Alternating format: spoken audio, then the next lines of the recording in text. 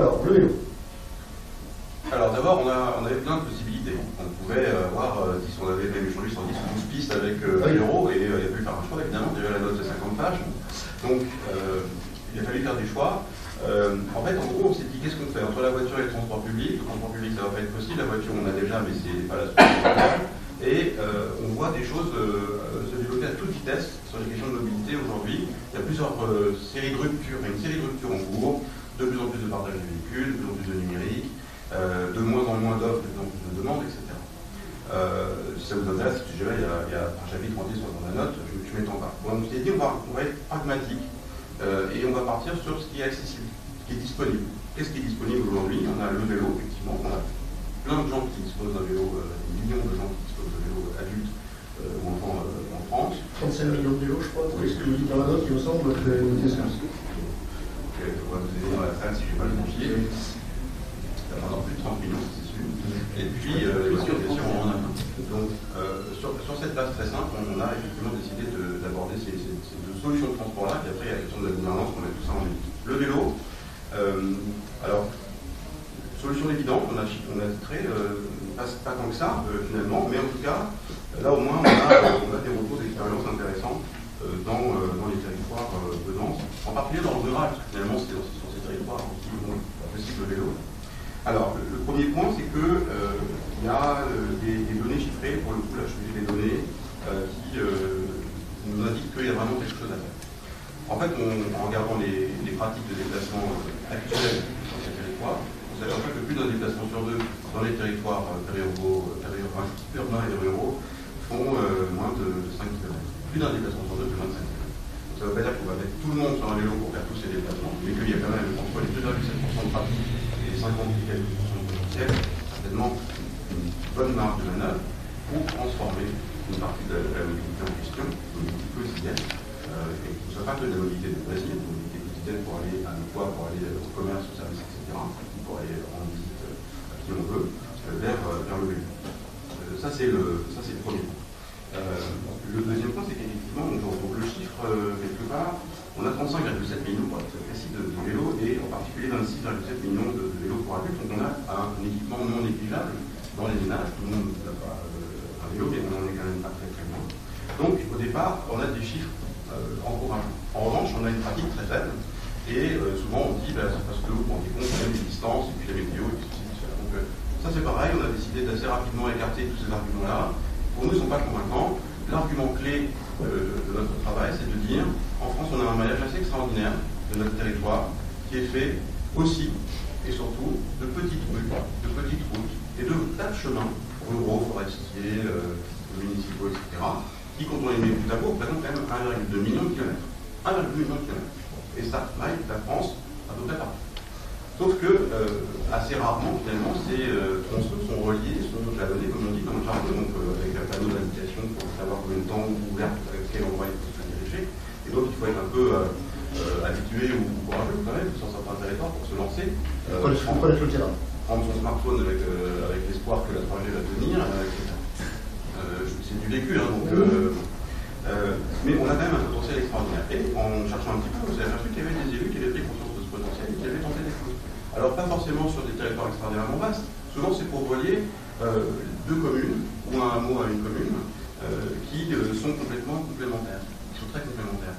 On a d'un côté les gens qui, la ville dortoir, et de l'autre, le hameau dortoir, et de l'autre on a l'emploi, les équipements. Ou bien on va avoir une commune, dans les exemples qu'on a donnés, qui va être plutôt tourisme et gastronomie d'un côté, et plutôt les emplois administratifs, les services d'équipement et les lycées de l'autre. Et on n'est pas très loin. À vol d'oiseau, on est à 1, 2, 3 km. Par contre, par la route, c'est à la fois plus long et évidemment beaucoup plus compliqué et surtout beaucoup plus dangereux parce que nous, on a aménagé pour effectuer ces déplacements. Donc, ce qu'on a dit, c'est regardons là où ça a été fait, comment ça a été fait, où ça a été fait. Et on s'aperçoit Qu'est-ce qui se passe que ça coûte pas très cher. On n'est pas obligé de faire de la piste cyclable partout, la piste cyclable est un peu plus cher. On peut faire des choses un peu plus malignes. Vous donnez des ordres de grandeur de prix dans la note, à 40 000 euros. Des ordres de concurrence. C'est ça, 40 000 euros, ce qui est donné. On peut commencer à équiper un parcours. À Nogent-sur-Loire et à la Pommeraye, Loire-Atlantique, pour être très précis. Effectivement, les élus des deux communes n'avaient pas forcément beaucoup de sous. Ils ont réfléchi à une piste cyclable, c'était trop contraire, donc c'est parti sur autre chose. Après, l'aménagement qu'ils ont mis en place va être objectivement un peu moins durable qu'une piste cyclable, ça reste plus longtemps, mais effectivement, ils ont pu relier les deux communes en s'appuyant sur de l'infrastructure existante. On dépense chaque année environ 12 milliards d'euros sur la route, donc ils ont utilisé un petit bout de ces 12 milliards d'euros sur leur route, et ils ont fait le reste. Avec parfois des éléments très rustiques, une barrière sur alors sur ça, c'est le troisième exemple, effectivement, voilà. c'est le plus simple, c'est le moins coûteux. On met une barrière devant un chemin agricole, et on gagne 2 km. C'est un des exemples qu'on a donné, qui nous vient du Bas-Rhin. Il y en a plein, des exemples comme ça. Ce sont des itinéraires qui sont empruntés par les automobilistes pour éviter de faire ce qu'ils estiment être un détour, alors que c'est quand même sur la route sur laquelle ils sont censés rouler qu'ils estiment qu'il y a un détour. Donc ils passent par ce chemin agricole qui va tout droit d'une commune à l'autre. Évidemment, c'est compliqué du coup pour ça abîme le revêtement, et puis c'est compliqué pour un cycliste de se positionner sur ce trajet. Donc ils ont mis une barrière, accès possible uniquement aux agriculteurs et aux vélos. Et là c'est pareil, gain de la moitié de la distance, puis sécurisation du parcours. Et quand on fait ça, qu'est-ce qui se passe? Est-ce que du coup, il y a une nuée de vélos qui empruntent ces itinéraires? Non, pas une nuée de vélos, mais sur l'exemple de Loire-Atlantique, et l'exemple aussi de Mayenne, Paris-Nez-sur-Bray, ce sont des demandes qui sont venues des associations des habitants ou de randonneurs, enfin des gens qui vivent sur place. Et que le besoin il était vraiment très clair. Et donc ensuite ça a été porté aux élus, qui n'avaient pas forcément ni les sous ni la compétence technique. Donc les sous ils sont allés chercher comme ils ont pu, ils ont été raisonnables, comme on l'a dit. Et puis ils se sont appuyés, ça c'est extrêmement intéressant pour la gouvernance, sur le savoir-faire à Mayenne, la ville de Mayenne, qui est dans le département de la Mayenne. Donc la petite commune de Paris-Nice s'est appuyée sur le savoir-faire technique de Mayenne. Et dans le cadre de Montjean-sur-Loire-la-Bonneraie, c'est le département qui a donné un coup de main parce qu'il y a des compétences techniques sur les questions d'infrastructure que n'ont pas les petites communes. Donc en mettant tout ça en lien, ils ont réussi à mettre en place quelque chose qui effectivement répondait à des besoins avérés, mais qui n'étaient pas des besoins qui ne pouvaient pas se transformer en pratique tant que l'aménagement n'avait pas été finalisé. Alors, Sandrine, ce que vous disiez tout à l'heure, parmi les modes de transport que propose Transdev, le vélo figurait. Donc, vous faites quoi? Vous vendez des vélos, vous louez des vélos? On est sur du très classique, on fait du système de vélo en libre service, comme on peut trouver des libres à Paris dans certaines agglomérations, alors assez importantes en taille, en nombre d'habitants. Et puis on propose aussi des services de location qu'on appelle en courte, moyenne ou longue durée, donc sur des durées de quelques jours à quelques semaines, voire quelques mois, qui sont peut-être un peu plus adaptés pour ces territoires éloignés, alors pas forcément le très peu dense, très très lointain. Mais on n'est pas aujourd'hui, il me semble, force de proposition avec ce mode-là pour la desserte des zones peu denses en fait. Alors que pourtant ça pourrait être une solution intéressante pour ce qu'on appelle le premier ou le dernier kilomètre finalement pour des populations qui sont pas très loin, mais un petit peu loin quand même des réseaux de transport public et qui du coup ont du mal à rejoindre ces points d'arrêt. Alors aujourd'hui on propose ce qu'on appelle des box vélos sécurisés sur les parkings relais par exemple, où on peut laisser son vélo en toute sécurité le matin pour aller prendre un transport et puis le récupérer le soir. J'ai pas l'impression qu'on aille beaucoup plus loin, mais effectivement ça fait partie des solutions qui sont assez intéressantes si tant est qu'on ait effectivement les aménagements suffisants et sans aller jusqu'à des pistes cyclables partout, sécurisées, accessibles, etc. On peut imaginer des alternatives qui sont intéressantes. Après, il y a quand même un travail, je pense, sur les comportements, parce qu'effectivement, aujourd'hui, le premier réflexe, même sur des distances très très courtes, c'est de prendre sa voiture quand on a les moyens de le faire, même pour aller acheter un morceau de pain.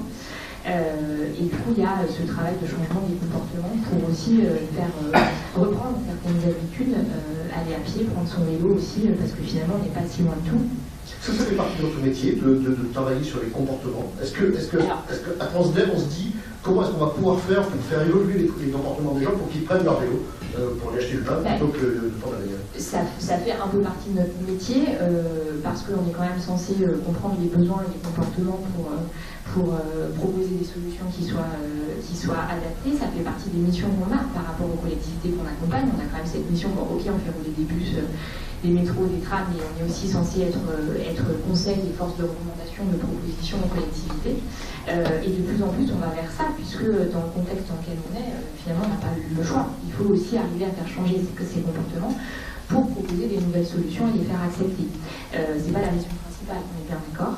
Mais je pense qu'il y a tout un travail à faire sur les comportements, y compris donc, chez les adultes et donc les parents, mais aussi pour les enfants, parce que ce dont on se rend compte, on a travaillé pas mal sur les enfants, la mobilité des jeunes, le scolaire, etc., c'est que pour aller à l'école qui est à moins d'1 kilomètre, c'est aussi plus simple pour les parents d'emmener les enfants dans la voiture, parce qu'ensuite ils poursuivent le trajet vers le travail.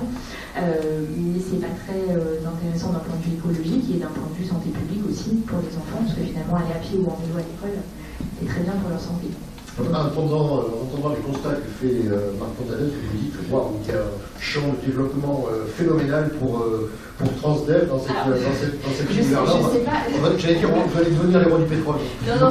Très mauvaise expression en l'occurrence. Ne me faites pas dire ce que je n'ai pas dit, mais ça fait partie des solutions qu'aujourd'hui on propose dans le cadre plutôt du système classique de vélo en libre-service. C'est comme ça que le vélo est un petit peu revenu en France. Il était très utilisé il y a des décennies, donc pourquoi pas le réutiliser. Il est revenu d'abord par le système de vélo en libre-service qui est très bien pour des zones, des centres urbains, des zones denses, etc.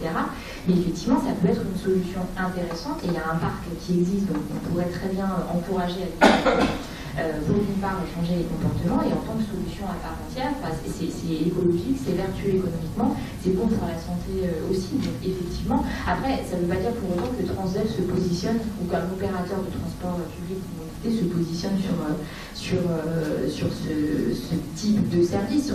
On peut l'amener, apporter des conseils aux collectivités, proposer des animations pour encourager l'usage du vélo sur certains territoires, comme pourrait le faire comme Auxilia ou d'autres cabinets qui proposent des solutions de conseil des solutions de mobilité et du conseil en mobilité. Mais évidemment, ça fait partie du panel de solutions qu'on peut envisager. Et bien, merci pour la transition et pour avoir fait la passe à votre donc la Poste et le vélo, c'est déjà une histoire ancienne. C'est une histoire qui a 200 ans. Voilà. Et alors aujourd'hui, elle reprend une modernité nouvelle.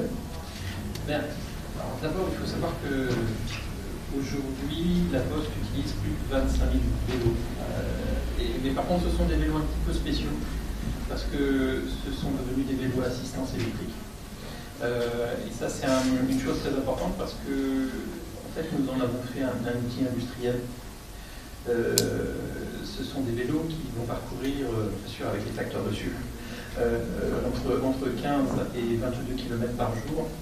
Qui vont avoir une charge d'emport de 15 kg, donc de lettres, de petits colis, etc.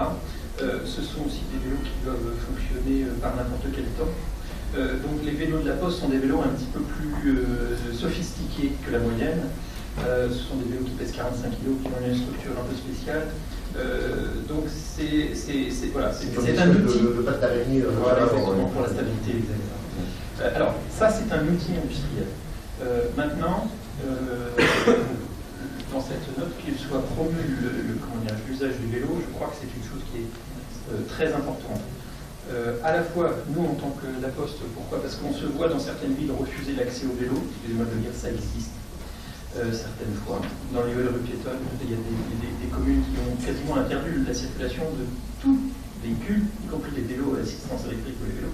Ce qui laisse des fois réfléchir sur la réflexion d'un certain nombre d'élus. Si vous voulez nous citer des noms, il n'y a pas de problème. Non, la pudeur me l'interdira. Ça me permettra de raccrocher sur un aspect réglementaire tout à l'heure. Mais non plus il y aura quelque part une acculturation à l'usage du vélo, à l'usage professionnel, bien plus nos facteurs pourront continuer à effectuer leur mission dans les meilleures conditions. Pourquoi? Parce que dans le contexte général, il y aura des axes de circulation privilégiés. Toutes les solutions sont bonnes. J'entendais tout à l'heure les exemples qui étaient donnés. Il en existe plein sur tout le territoire. Mais la meilleure solution, quand même, c'est la cohabitation entre l'ensemble des véhicules sur la voie publique et donc le respect du code de la route. Ça, pour moi, c'est fondamental. L'autre aspect qui me semble fondamental, c'est qu'il faut aussi penser que le vélo est une excellente chose pour, entre guillemets, la décongestion, la santé publique, etc. Je mettrai simplement un petit bémol, c'est qu'il ne faut pas que le vélo ait un caractère exclusif. C'est-à-dire que, par exemple, pour les personnes à mobilité réduite, il ne faut pas que ce soit... C'est pas la solution. Voilà, donc il faut aussi penser aux personnes qui ont cette mobilité réduite. Il y a des solutions, des tricycles avec des enfants, etc. Il faut aussi penser, entre guillemets, à la globalité de la population. Je disais dans la note, je ne connaissais pas cette statistique, qu'il y a quand même de la population qui peut être atteinte par des problèmes de mobilité, et donc il est aussi important de l'inclure. Un élément qui me semble fondamental, vous parliez du comportement. Nous sommes rendus compte que dans les quelques plans de mobilité que nous avons pu mettre en œuvre dans certaines entreprises, beaucoup d'entreprises et de collectivités n'avaient pas pensé à utiliser le vélo, à proposer le vélo comme étant un moyen de mobilité domicile-travail. Ainsi que, entre guillemets, il y a beaucoup d'entreprises qui travaillent en réseau, et donc de la mobilité entreprise-entreprise sur des zones commerciales, industrielles, etc. Et là, encore une fois, ça peut représenter des distances assez courtes. Et en fait, on s'est rendu compte que les entreprises qui avaient essayé en mettant 2 ou 3 vélos en libre-service, eh bien, petit à petit, les gens, c'est comme tout, il faut écouter, il faut entre guillemets, changer sa façon de vivre, changer ses coutumes. Je rappelle qu'une des choses les plus importantes qui soit en France et de changement, c'est la rentrée scolaire. La rentrée scolaire rebat les cartes en termes de mobilité pour les familles, et qu'à cette époque de l'année, s'il y a la possibilité de changer un petit peu les modes de la mobilité, eh bien, on change radicalement l'évolution d'une famille par rapport à sa mobilité, et ceci pour une année complète. Et on se rend compte que les entreprises qui ont mis à disposition des vélos et qui animent cette thématique-là, c'est-à-dire qu'ils ne laissent pas les vélos dans un coin en donnant bonne conscience, et bien petit à petit qu'il y a des gens qui utilisent des vélos.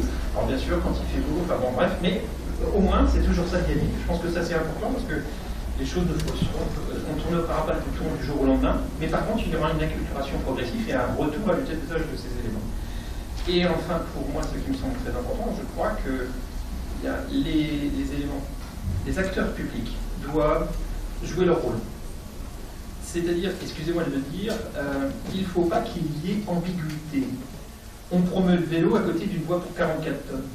C'est pas possible. Enfin, je veux dire, voilà, les gens, par réflexe, d'accord, ne vont pas apprécier de circuler sur les mêmes voies. Alors, il faut, je dirais, faire attention à l'un et à l'autre, faire respecter la réglementation, et peut-être même aussi penser à la mise en place de réglementations qui permettent le passage de vélo. Qui permettent le passage de vélos, de véhicules à, je dirais, à faible vitesse ou à faible émission, de manière plus privilégiée que d'autres véhicules qui peuvent être entre guillemets un plus lourd d'émission, etc., etc. Et là, il faut que les acteurs publics se mobilisent et qu'ils prennent des décisions. Alors, Stop Pod, on vous traitera en fin d'exercice quand on parlera de gouvernance. On va continuer l'échange ici à la table, mais à partir de maintenant. La parole est à vous quand vous le voulez. Sarah est équipée et vous le passe sur demande. Ça marche. Ça marche, on vous entend parfaitement. Je vous appelle bien des départements municipaux. J'ai eu le bonheur à participer au groupe de travail, merci beaucoup. Et on signe évidemment cette note parce qu'on est complètement d'accord avec les recommandations qui sont exposées, notamment sur le vélo. Alors sur les DRC, donc, on réunit les départements et un cyclable, mais aussi quelques intercos en France. Sur le vélo, et la mission, de manière très générale, c'est la valorisation du territoire par le vélo. Et donc cette question de la mobilité, c'est un des enjeux, mais pas le seul pour nous sur le vélo. Et on travaille relativement peu proportionnellement sur la mobilité. Mais la vision qu'on porte, et que je pense que tous devraient porter, c'est qu'on a effectivement un réseau viaire secondaire extraordinaire, on a des paysages extraordinaires, on a un territoire extraordinaire, et il ne faudrait pas grand-chose pour que le vélo retrouve la place qu'il avait dans les années 60, les années 50, voire 70 en fait. Et ce que je trouve intéressant dans cette note, c'est qu'effectivement, on n'a pas de pincette pour dire, ben non, il y a des routes, pourquoi il n'y a pas de vélo dessus, il y a des pistes à creuser, voilà, on peut modérer la vitesse. Comme vous dites, les collectivités ont un rôle à jouer sur la modération de la vitesse, sur le jalonnement, sur la signalisation. Et de ce point de vue-là, je pense que souligner l'évidence, c'était peut-être nécessaire. Le président a dit que cette note allait changer la face de l'histoire, je ne sais pas, parce que finalement, c'est des choses qu'on sait déjà. Mais c'est vrai que... Ça, c'est l'emphase propre à Giraud. Mais effectivement, nous, on est assez intéressés par des gens qui répètent l'évidence un peu partout, et si cette note pouvait toucher des acteurs différents que ceux qu'on touche habituellement et des militants du vélo habituels, ça serait extrêmement instructif. Puis, comme on vient de dire, on parle de l'automobile pas mal, mais j'ai trouvé ça très intéressant, les blocages des raffineries dernièrement, parce que ça a reposé la question de la vulnérabilité au pétrole, que finalement nous on n'arrive pas à communiquer dessus, les collectivités c'est vraiment pas leur problématique principale aujourd'hui, parce que le pétrole est en dessous des 50 $ du baril, etc. Le pétrole n'est pas assez cher. Voilà, le pétrole n'est pas assez cher, et le blocage de la raffinerie aurait pu enclencher quelque chose, mais la prise de conscience n'a pas encore été faite jusqu'au bout, et on espère que c'est une participation. Merci. Alors, vous ici, vous voulez intervenir, oui. Bonsoir. Si, on marche parfaitement. Bonsoir, Charles Maguin de l'association Paris en Seine et par ailleurs membre du comité directeur de la Fédération des usagers de la bicyclette. Moi je trouve que effectivement, pour mettre un peu d'emphase, ce premier point sur le vélo, il a quelque chose d'un peu historique, ou en tout cas de vraiment très très intéressant. Pour moi c'est le point principal de cette note. Mais pourquoi? Parce que le vélo n'est pas considéré comme une solution de mobilité en France. Vraiment, on le voit même ici en ville encore, c'est pas vraiment accepté comme une vraie solution. À la campagne, on entend toujours que c'est pas possible, à la campagne, on va tout faire en voiture. Eh ben non, on a déjà fait les choses autrefois à vélo, et en plus, alors on parle beaucoup de 5 km, mais en plus, on peut faire beaucoup plus à vélo. Par exemple, à Londres, ils ont fait des réseaux express vélo qui font jusqu'à 15 km, donc on peut aller, si on était à Paris, jusqu'à Clichy-sous-Bois. Et dimanche dernier, je suis allé à vélo à Cergy, ça se fait, mais ça se fait difficilement. Pourquoi?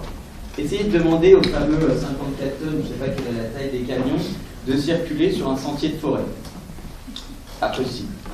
Pour un cycliste, circuler sur une autoroute, et c'est à peu près l'état de nos routes en France, à 90 km/h sans aucune place pour circuler en sécurité, et ben c'est juste pas possible. Donc on peut 90 km/h avec vélo, je suis bien entendu. Voilà, on peut aller très vite avec vélo. Non, mais c'est la vitesse des voitures départementale. La vitesse autorisée sur les départementales. Donc c'est complètement dangereux pour les personnes qui souhaiteraient se déplacer à vélo. Et donc c'est comme si on n'avait pas d'infrastructure pour le vélo. Donc ce qu'on veut simplement, enfin moi ce que je voudrais simplement souligner, c'est que je pense que vous avez trouvé la clé. Essayez de trouver les chemins de traverse, parce que ce sera peut-être pas facile demain de convaincre les collectivités de changer les départementales, mais utilisons d'autres ressources, parce que vraiment ce qui manque pour que le vélo puisse être une solution de mobilité, c'est l'infrastructure. On ne fait pas circuler un train sans rail, enfin on ne fait pas circuler des cyclistes sans l'infrastructure. Quand on a préparé l'échange téléphone hier, Marc Pontaès m'a dit ne nous dis surtout pas la thématique sur la gouvernance. Et finalement, on a raison parce que on n'arrête pas de tourner autour là. On parle vélo, mais depuis toutes les interventions tournent autour de la gouvernance. Oui, monsieur. Bonjour, Jean-René Brunetière, chef économie du climat, ancien fonctionnaire du ministère de l'Environnement, et à ce titre que j'ai été chargé d'un rapport sur l'usage du vélo dans l'administration il y a 5 ans, et je pratique beaucoup le vélo. Je me garderai de vision trop noire. J'ai l'impression qu'il y a quand même aujourd'hui un basculement, quoi, hein. On ne voit plus le vélo de la même manière qu'il y a 10 ans. Circuler à vélo, c'est plus pareil qu'il y a 10 ans. Là, je viens de faire une randonnée. On trouve des pistes cyclables, la France commence à se remuer sur le vélo. Alors qu'en ville, vous voulez dire? En ville et à la campagne. Alors, ce qui m'a beaucoup frappé, je reviens d'une randonnée en traversant 6 départements, on connaît la frontière de chaque département. C'est-à-dire c'est vraiment des initiatives départementales. Et il me semble que l'échelle de ce dont on parle, c'est quand même assez nettement le département qui a un rôle dans les transports d'une manière générale, et qui, en plus, maîtrise les distances domicile-travail qui sont intercommunales le plus souvent, qui peut assurer des continuités d'itinéraires. Je ne ferai pas le palmarès des 6 départements que j'ai traversés, mais il est très contrasté. Il y a des départements qui n'ont manifestement rien fait. Allez, le bon élève, c'est lequel? Pardon? Juste le bon élève, pas le palmarès. Allez, on a le droit au bon élève, c'est la Vendée. Manifestement, la Vendée a fait, dans un but touristique, pas dans un but domicile-travail, des investissements très sérieux et on a traversé la Vendée. Ce que dit M. Levente, c'est que c'est la preuve que c'est un investissement rentable. Voilà, vous demandez le prix de la loi. Oui, bon. Et alors, deuxièmement, ma deuxième remarque porte sur le rabattement. Si on économise, bon, je m'occupe de gaz à effet de serre en ce moment, comme beaucoup d'entre vous, si on économise 2 km de voiture, on n'économise pas beaucoup, c'est bien, mais c'est pas beaucoup. Si en revanche on économise 20 km parce que la personne aura gagné une gare, une station de bus, un transport en commun, une aire de covoiturage ou quoi que ce soit en vélo ou par un autre moyen et fera son long trajet sans émettre de CO2, on aura gagné quelque chose. Alors il y a autour de Strasbourg par exemple, il y a une réflexion importante là-dessus. Dans les Pays-Bas, c'est spectaculaire, il y a des garages à vélo de 8000 vélos près des gares, etc. Et j'ai l'impression qu'on a un réel problème de maîtrise d'ouvrage de ces questions de rabattement. Qui va faire les investissements nécessaires? Apparemment, chacun se refile la patate. Et il y a encore une question de je peux me permettre de décrire, en citant Frédéric Héron, que j'ai oublié tout à l'heure, qui fait également partie du groupe de travail, mobilité égale système dans son discours et dans sa vision. Donc, là, les 2 km qu'on économise, c'est pas forcément sur l'impact immédiat des kilomètres évités, mais dans les territoires prenants, c'est aussi pour contrer la dépendance automobile. Donc peut-être pouvoir à terme se débarrasser du troisième, du deuxième véhicule du foyer, parce qu'on aura un peu de vélo, parce qu'on aura un peu de véhicule en partage, etc. Madame, vous avez le micro. Bonsoir, je m'excuse de vous tourner le dos. Je m'appelle Laura Bouillon, je suis chercheur à l'IDRI, qui est un militant qui travaille sur le développement durable. Je viens de terminer une étude sur la mobilité collaborative, plus sur votre deuxième question. On travaille aussi sur le vélo et je suis cycliste moi-même. J'ai pas lu votre note, je m'interroge juste sur deux choses. Pour moi, les changements de comportement, effectivement, c'est très important. Je pense que l'être humain est un animal économique et social. Vous n'avez pas parlé de l'indemnité kilométrique vélo. Non. Je ne sais pas si vous le faites dans la note. Moi, ça me semble quand même assez important. Est-ce que vous avez réfléchi à pourquoi, alors même qu'on a la loi qui est passée, on n'a pas le décret d'application Si. L'appli avait été sabrée par le ministère du Budget, mais elle est en place. Mais elle est facultative, premier gros défaut. Et d'autre part, elle est plafonnée à 200 €, ce qui est incomparablement inférieur à n'importe quel remboursement d'abonnement de transport. Donc elle ne sert à rien à part donner un peu d'argent à ceux qui font déjà du vélo. Cela dit, si on pouvait convaincre toutes les entreprises de la mettre en place, ça pourrait donner un petit signal. Donc, juste, je m'interroge pourquoi en France aujourd'hui, au point de vue gouvernemental, on n'est pas capable. Moi, je veux dire, politiquement, c'est pas du tout porté comme question. Et deuxième, pour l'aspect social, je pense aussi ce qui fait bouger les gens, c'est l'exemple. Voilà, aux Pays-Bas, les ministres viennent en vélo au travail. Pourquoi est-ce que vous ne proposez pas aux candidats à la présidentielle de venir en travail, enfin, je ne sais pas. De venir en vélo, là. De venir en vélo. C'est le cas à Grenoble, par exemple, c'est à Grenoble qui est. Oui, il y a des pioles. Voilà, il y a un encouragement d'annoncer et d'avoir ce comportement un peu exemplaire. C'était le cas à Chalon-sur-Saône aussi, où on avait travaillé. Mais effectivement, ça reste encore plus assez anecdotique. Oui. Bon, on n'a pas tout traité, on ne peut pas tout traiter, effectivement, ça ne veut pas dire que ça ne nous intéresse pas. Après, sur les territoires, je pense à l'Icari, sur les territoires penances, la vraie question pour nous, c'était quel est le point qui, effectivement, pourrait déclencher quelque chose, permettre de réfléchir au sujet de manière différente. Et il nous a semblé que c'était cette question de l'infrastructure. Je n'ai pas eu le temps d'évoquer le périurbain, même si ça a été évoqué dans les échanges qu'on suivit. J'ai parlé du rural. Dans le périurbain, si on réduit les vitesses sont modères et on réduit les vitesses de circulation de manière systématique sur des périmètres bien déterminés, il va y avoir un moment où ils en auront marre, les gens, de prendre leur voiture.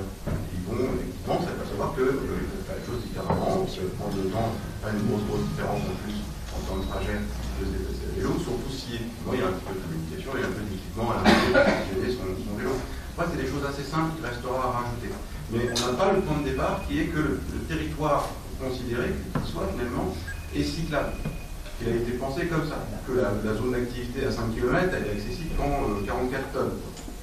Si elle est pensée pour être accessible aussi à vélo, dès le départ, avant d'être construite, pas après, alors peut-être qu'on aura plus besoin à vélo. Si à vélo, ce sera du bonus. Mais pourtant, chez Auxilia, on bosse beaucoup sur les comportements, je peux vous dire, mais là, franchement, j'ai pas eu la sensation, l'intuition que c'était le bon départ, parce qu'on le fait, de bosser sur les comportements en permanence depuis 15 ans. On rame un peu quand même, hein, c'est long, le comportement ça a évolué, il faut du temps. Changement de comportement égale conduite du changement quand même. Là, l'idée c'est de dire, allez, hop, le chiffre quand même. Dans la note, on a repris le chiffre fédération de la bicyclette et club des cyclables, 500 millions d'euros par an pour le vélo, pour avoir une politique cyclable à peu près de 1 en France. Moi, je double, donc, parce que ça parle un peu plus, 1 milliard. Ça a été très repris sur Twitter ce matin, 1 milliard d'euros pour le vélo par an, c'est-à-dire 150 km d'autoroute ou 60 km de TGV, pas grand-chose pour un investissement. Là, on serait sur le mix d'investissement fonctionnement, c'est un détail. C'est beaucoup et pas beaucoup à la fois. Il y a déjà 500 millions d'euros qui sont dépensés par les collectivités plutôt urbaines chaque année, en fait, avec des retours très positifs pour l'État en termes de TVA, d'impôts sociaux, etc. On rajoute 500 millions, ça fait 1 milliard, et avec ça, chaque année, tranquillement, on va pouvoir équiper notre pays.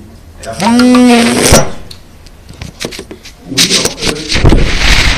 deux dernières interventions sur le vélo, puis quand même après on va passer à la bagnole, parce que bon, ça va pas sauter ça.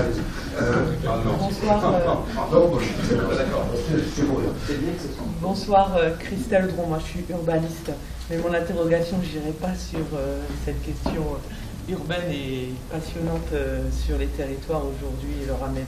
On a le problème en termes de territoire, avant de passer à ma question, c'est qu'on a les territoires existants, où on a toute cette action que vous évoquez de réaménagement pour arriver à avoir ce maillage de mode doux possible et sécurisé. Et on a les territoires futurs où dans tous les nouveaux projets, il y a une nouvelle approche à avoir de la façon de fabriquer la ville pour que la première facilité qu'on trouve en sortant de chez soi, c'est le vélo, et que la voiture soit peut-être un petit peu plus loin. On ne la voit pas tout de suite, et comme on aura mis un peu de temps à aller chercher la voiture, pour le trajet de courte distance d'aller acheter la baguette, on aura pris le vélo parce qu'il sera plus simple. Mon interrogation elle était plus en termes de comportement. Je vois, il y a eu plusieurs interlocuteurs que je sens très sportifs et qui ont une bonne pratique du vélo. Voilà, mais vous avez évoqué que dans tous ces territoires, on a une majorité de population qui a perdu l'habitude de faire du vélo, peut-être perdu l'habitude de faire du sport, qui a un certain âge et certaines difficultés de mobilité. Et il y a un outil, j'ai vu, qui commence à arriver, qui s'appelle le vélo à assistance électrique, qui a été évoqué tout à l'heure. Je ne connais pas encore votre note, mais je vais aller en sortant. Ce vélo assistante électrique, on sent que c'est aussi une réponse qui peut amener des personnes non sportives à une pratique du vélo au quotidien pour leur déplacement. Le problème, c'est le coût. C'est le coût, et est-ce qu'au niveau industriel, je ne sais pas, des grands groupes comme Transdev ou d'autres grands groupes, c'est peut-être de mettre une sorte de lobbying, d'arriver à trouver le moyen, mais là, c'est plus mon domaine de compétence, pour qu'on arrive à abaisser le coût de cet engin-là, ou peut-être arriver à trouver des systèmes d'aide au financement pour certaines catégories de population, et qui laisseront leur troisième voiture, ils laisseront leur deuxième voiture, et ils auront ce petit vélo en assistance électrique, parce que la France, elle a des beaux paysages, mais la France, elle est vallonnée. Ah, voilà une question. Effectivement, c'est peut-être un des manques de la note, c'est que vous avez écrit comme si la France était plate. Or, moi qui habite près de Chambéry, je peux vous dire que même à 5 km, quand il y a 5 km, mais 450 mètres de dénivelé, ça change un peu la face du déplacement. Alors il y a du VAE. Le problème, si je le dis valable, le problème du VAE, c'est que un VAE... C'est quoi, c'est 1000 euros? C'est pas en dessous de 2000 euros. C'est 2000 euros, j'étais à 1000 euros, j'étais bien là. Un bon VAE, c'est... Enfin voilà. Mais non, allez, je vous le fais pour cette ok. 1000 euros, on... Il faut regarder sur des populations socialement vulnérables. 1000 euros qui peut être volé à la gare. C'est pour ça aussi. Non, mais il y a aussi un rôle des collectivités, enfin, on reviendra, mais il y a certaines collectivités aujourd'hui qui encouragent, qui subventionnent entre guillemets l'achat de vélos électriques. Nous, en tant qu'opérateurs, on en propose en location courte, moyenne, longue durée, parce que finalement, ce type de service permet de proposer différents modèles de vélos, parce que sur le système classique du vélo en libre-service, on a un modèle de vélo qui doit être résistant, etc.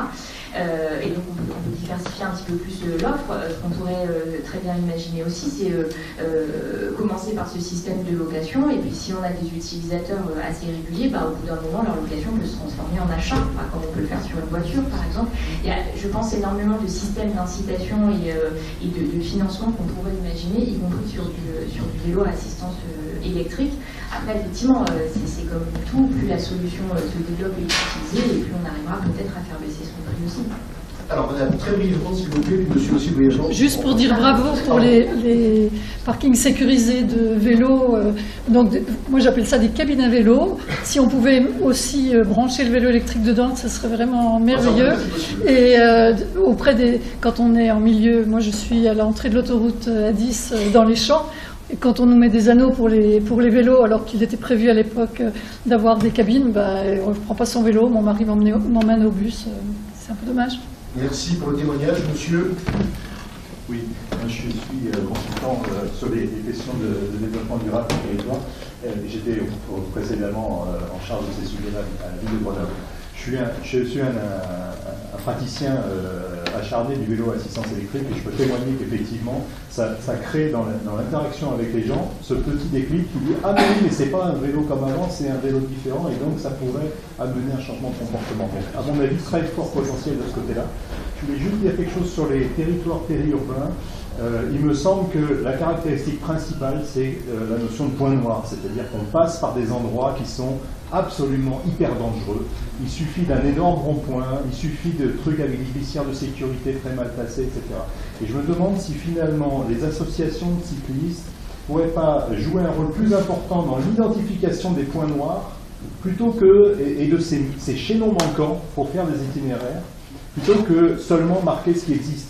C'est-à-dire interpeller les pouvoirs publics sur les chaînons manquants, les petits morceaux qui cassent toute la dynamique, parce que c'est impossible d'aller de là à là. Et si vous prenez toute l'Île-de-France, à mon avis, vous en avez partout. Parce que traverser... voilà, mais il faut plus communiquer sur ce sujet. Merci, donc voilà des éléments qui permettront d'enrichir et de préciser la note. Alors, là, ça renvoie quoi? On a pensé la mobilité, l'infrastructure de la mobilité, comme si on était tous on a effectivement pas pensé pour donner à pied au vélo. Nous, le résultat est moins grand. L'autre mode de transport nouveau, alternatif, inédit et intéressant que vous proposez, c'est la voiture.